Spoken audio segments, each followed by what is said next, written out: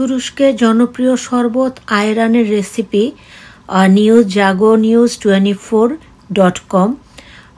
আসসালামু আলাইকুম রহমতুল্লাহি ওয়া বারাকাতুহু। প্রথমে আমরা সংবাদ শিরোনাম শুনলাম, এবার আমরা বিস্তারিত খবরে যাব। খবরটি প্রচার করা হয়েছে শনিবার 2025 সালের 22 মার্চে।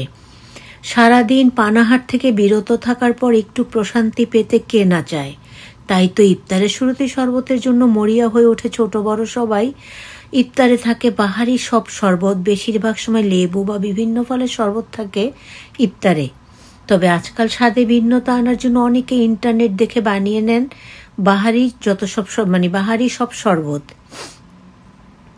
আজ আপনাদের সঙ্গে শেয়ার করব তুরস্কের জনপ্রিয় শরবত আয়রানের রেসিপি। জনপ্রিয় শরবত আয়রানের রেসিপি অল্প কিছু উপকরণে ঘরেই বানিয়ে নিতে পারবেন মজাদার এই শরবত।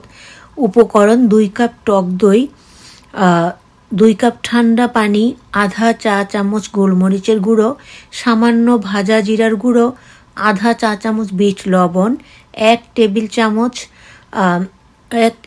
চিনি, 5 থেকে 6টি লেবুর ছোট টুকরো, 4 থেকে 5টি পুদিনা পাতা ও স্বাদ মতো লবণ। এই দিয়ে চমৎকার করে রোজার ইফতারের তৃপ্তি মেটাতে সুস্বাস্থ্যকর শরবত আপনারা বানিয়ে নিতে পারেন। এটি হলো তুরস্কের একটি রেসিপি। আমি প্রথমে বাংলায় ছোট্ট একটা খবর প্রথমে বাংলায় শেয়ার করার চেষ্টা করলাম, তারপরে এখন আমি ইংরেজিতে শেয়ার করার চেষ্টা করব।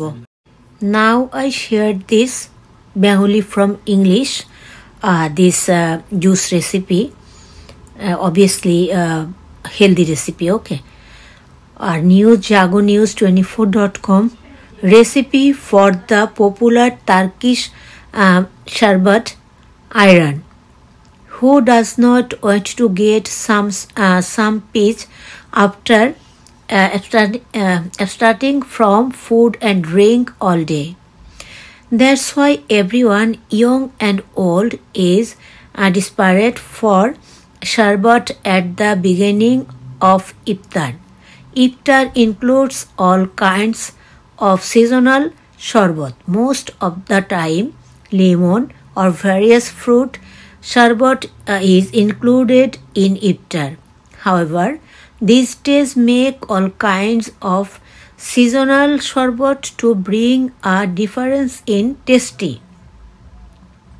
Today I will share with you the recipe for the popular Turkish sharbat ayran. You can make this delicious sharbat at home with just a few ingredients.